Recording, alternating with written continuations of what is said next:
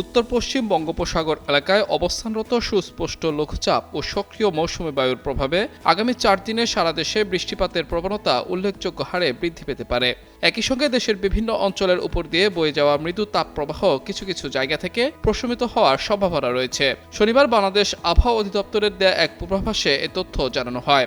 আবহাওয়া অফিস জানায়, উত্তর পশ্চিম বঙ্গোপসাগর এবং তৎসংলগ্ন উত্তর উড়িষ্যা পশ্চিমবঙ্গ উপকূলীয় এলাকায় একটি সুস্পষ্ট লঘুচাপ অবস্থান করছে। এটি আগামী 3 দিনের মধ্যে পশ্চিম উত্তর পশ্চিম দিকে অগ্রসর হতে পারে।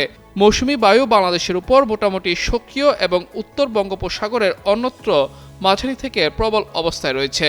সংস্থাটি জানায়, এ কারণে রোববার থেকে আগামী বুধবার পর্যন্ত বরিশাল, চট্টগ্রাম ও সিলেট বিভাগের অনেক জায়গায় এবং রংপুর, রাজশাহী, ঢাকা, ময়মনসিংহ ও খুলনা বিভাগের কিছু কিছু জায়গায় অস্থায়ীভাবে দমকা হাওয়া ও বিদ্যুৎ চমকানো সহ হালকা থেকে মাঝারি ধরনের বৃষ্টি বা বজ্রসহ বৃষ্টি হতে পারে।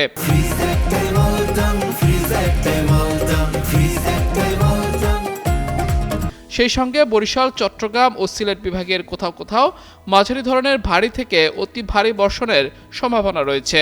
এছাড়া রংপুর বিভাগ সহ রাজশাহী, পাবনা, নওগাঁ, ঢাকা, কিশোরগঞ্জ, টাঙ্গাইল, ময়মনসিংহ, সিলেট, মৌলভীবাজার, রাঙামাটি, চাঁদপুর, ফেনী, কক্সবাজার এবং চুয়াডাঙ্গা জেলার উপর দিয়ে যে মৃদু তাপপ্রবাহ বয়ে যাচ্ছে তা কিছু কিছু জায়গা থেকে প্রশমিত হতে পারে।